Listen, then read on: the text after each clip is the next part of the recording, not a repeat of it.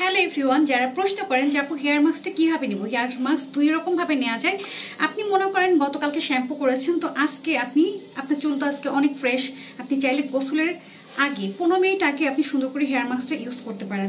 Hair মাস্কটা ইউজের আগে আপনি কি করবেন, সুন্দর করে চুলগুলোকে আপনি আঁচড়ে নেবেন, কারণ চুলে যেন জট না থাকে। আপনি দুই ভাগে ভাগ করে নিতে পারেন, এক সাইডে সুন্দর করে ক্লিপ বেঁধে রাখতে পারেন।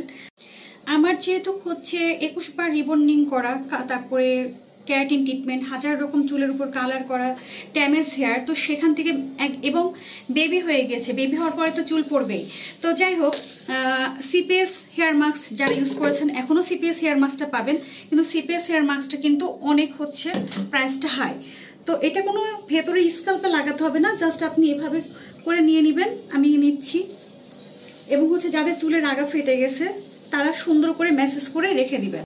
এক সাইডে হেয়ার মাস্ক নিয়ে হয়ে গেল, এবার সেকেন্ড সাইডে হেয়ার মাস্কটা আমি সুন্দর করে অ্যাপ্লাই করবো, এবং ভেতরে স্কাল্পে লাগলেও কোনো সমস্যা নেই। আর বেবি হেয়ারগুলোতে খুব সুন্দর করে নিয়ে 15 মিনিট পরে ওয়াশ করে ফেলবেন, দ্যাটস এনাফ।